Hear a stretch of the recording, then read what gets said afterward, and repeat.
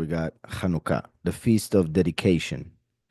Now, a lot of people are against it because of the traditions of men added by the Pharisees to the feast. And others claiming that Hanukkah does not appear in the scriptures, but that has to do with the translation. And as you can see, it is in the scriptures in John 10. And actually, they kept the word just to make sure that people understand that it was celebrated in the time of Mashiach. The feast of dedication, during which candles are lit every evening to commemorate the Maccabean triumph over Greeks in 165 BM before Mashiach. So, Hanukkah is the feast of dedication. In the book of the Maccabees, which is where we find that book that they took from the scriptures, but it is found in some of the Catholic translations still. Some see those books as just history. However, there's a lot of prophetical stuff in those stories, as everything else in the scriptures, or as in every other book of the scriptures, there is prophecy. So, Hanukkah is a mirror of the feast of Sukkot. Hanukkah lasts 8 days because Sukkot is connected to Shemini Atzeret, which is the eighth assembly of the eighth day. So Sukkot and Shemini Atzeret, 8 days. Hanukkah has 8 days. They are a reflection of each other. Hanukkah, a reflection of Sukkot. And there is a lot of prophecy, I repeat, regarding the Exodus, the second Exodus in the end times, through the story of the Maccabees. In the book of the Maccabees, we see that um, the emperor of the Greeks made a sacrifice of a pig to Zeus in the temple of Yahweh, and that was called the abomination of desolation. We know that the temple of Yahweh is now, or we understand, finally, after Mashiach, that it is the body, right? Our body is the temple of Yahweh, which was represented by the temple of stone. The Greek connects to the apostasy, the falsehood that came to the doctrine and changed everything throughout the past 2,000 years. The emperor entered and sacrificed a pig. In Latin, which is the language of Rome, which also has a lot to do with the apostasy, He means earth, soil. And Zeus is pig. So Jesus would be pig of the earth. What it would mean, Jesus, which is how it's pronounced in Spanish, for instance, the false name that the world uses. I say that because it is interesting that he sacrificed a pig, a Zeus of the earth, so Jesus in the temple.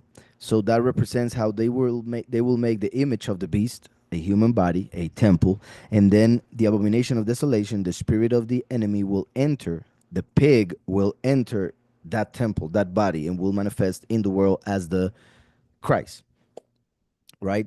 That being obviously the false Messiah. So in the book of the Maccabees, we find a representation of the false Messiah as the abomination of desolation, and what will happen, the emperor of the Greeks as the first beast of Revelation 13.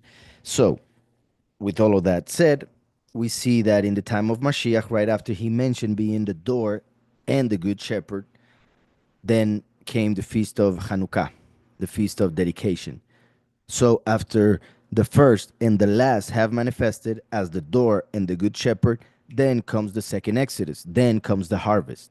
As we just saw, the breaker would manifest and he will go before them. So he dies and then they go on the Exodus. So we see here Hanukkah as a representation of that. At that time, the Hanukkah came to be in Jerusalem and it was winter. It was winter, as you can see in our calendar. Um, Winter starts during the last day of Hanukkah. So if we go by that, they were on the last day of Hanukkah, which represents Shemini Atzeret, the day of the seventh trumpet, the harvest. You see how, just in case The green represents spring. The orange represents summer.